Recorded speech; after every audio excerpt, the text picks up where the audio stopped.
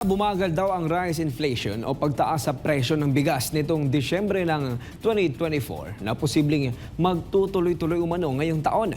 Pero ang tanong, naramdaman kaya ito ng mga mamimili? Yan ang alamin sa balitang ihahatid ni Sheena Torno.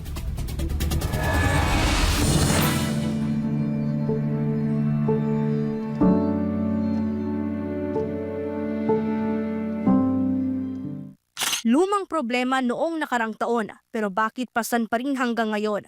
Yan ang iginiit ng mga consumer, lalo na raw sa usapin ng mga pangunahing bilihin, partikular ang bigas. Anila, bihira na nga lang daw ang mura o abot kayang produkto na maaring mabili ng mga mahihirap na Pilipino. Pero may ulat kayo ng Philippine Statistics Authority patungkol sa inflation o antas sa pagtaas ng presyo ng bilihin at serbisyo.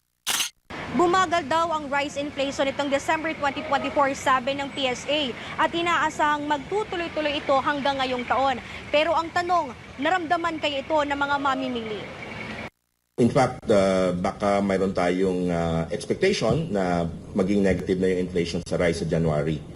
Ay, hindi, malabo. Hindi totoo yun. Sobrang taas lalo. Tumataas lalo, grabe. Nasa 55 na, 1 kilo eh. Hindi na halos ma-afford ng mahirap kasi dapat yun, kino-combine lang sa sahod. Halos hindi na kaya na tao yung presyo ng bilihin eh. Kasi pang araw-araw na kain natin yan eh. 3 times a day natin kinakaing mga Pilipino, kaya mabigat para sa amin. Pero hindi lang daw yan ang dahilan kung bakit sasakit na naman ang ulo ng mga Pilipino. Plano na rin kasi ng Agriculture Department na ipatupad ang maximum suggested retail price sa imported rice. Hakbang daw ito ng gobyerno para bumaba na ang presyo ng bigas sa merkado. Pero kung matatandaan, ibinabana ng pamahalaan ang taripa sa mainangkat na imported products gaya ng bigas, pero hindi naman ito naramdaman ng mga consumer. Kaya sabi ng Grain Retailers Confederation of the Philippines, kailangan pag-aralan pa ng husto ng DA ang kanilang mga plano. Kasi domino effect po yan, di ba?